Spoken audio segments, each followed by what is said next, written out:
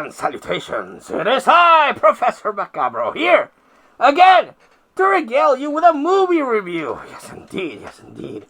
It is well known from here to Timbuktu that Professor Macabro likes watching movies. Yes, indeed. But unfortunately, between the hustle and bustle of adult life, work, bills, stuff I gotta do, I don't watch as many movies as I wish I could. Yes, indeed. So, every Friday, I am able to make some time for myself and watch a couple of movies and partake in a little drinky, yummy, snacky. Yes, indeed. And all the stress of the week melts away in a haze of movie, food, and booze. Yes, indeed. And I love it. I would have gone not so crazier if I hadn't had those Friday evening outings, if you will. Yes, indeed. And one of the movies that I saw in one of those Friday outings was M3GAN 2.0, the sequel to M3GAN, spelled M3GAN.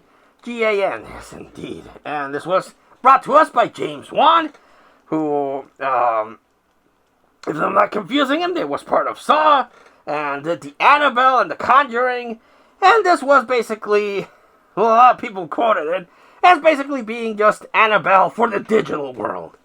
And, or like what the Chucky remake wanted to be. The story about M3GAN is that, this girl, loses her parents in a tragic but totally avoidable if they weren't stupid accident where the parents die by being smashed by a snowplow, and the kid gets sent to her aunt, which is who is a techno-savvy programmer that works for a toy company in the not-too-distant future. And she's like, well, shit, I don't know how to deal with kids. I never wanted a kid. I actually think they're kind of annoying. So, here's an iPad. Shoo. But she's working on something to beat the new Furby for the new age. I don't know, it looks like a Furby, which is like a digital pet that you feed through an app, which I think actually is a thing.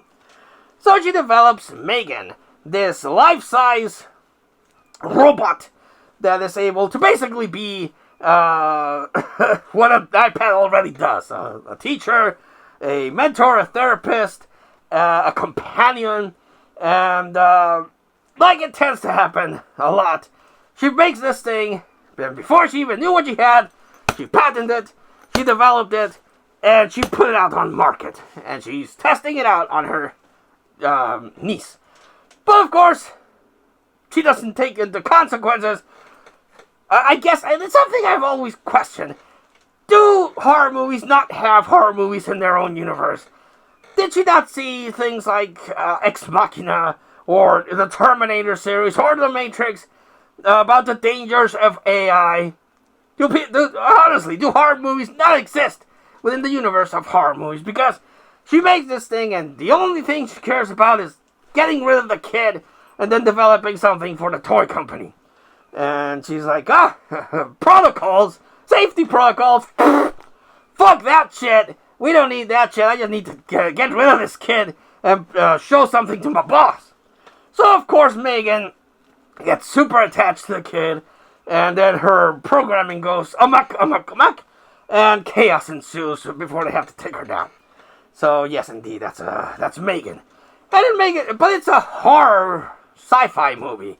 Has a lot of horror elements, like the robot stalking people and killing people, and the suspense of, ooh, was it the robot? What's the robot gonna do next? And in this one, M3GAN 2.0, they go the route of the action sci-fi movie, totally doing away with the horror, which I could see how that might throw people off. Like, I wanted a horror sci-fi, and you're just giving me an action movie with jiggling the keys to people with this super hot other M3GAN.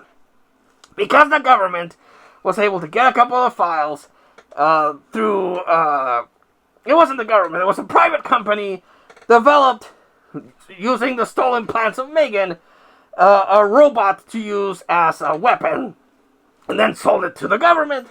But then it goes amok, and she's killing off people that apparently had something to do with her creation, so they have to bring back M3GAN to fight the AI, because only an AI can destroy an AI, apparently, I guess. I don't know. I didn't write this stuff. So, basically they have the new and improved model fighting M3GAN, the child robot.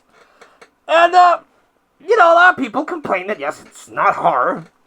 And again, totally does away with the horror. But as an action sci-fi movie, I dug it. I thought it was pretty cool. It built up the threat of this Lady Terminator robot and stalking people and probably going after the lady at her knees. And then M3GAN's like, I might have ulterior plans, but I'm the only one that you can trust. And they're like, well, fuck.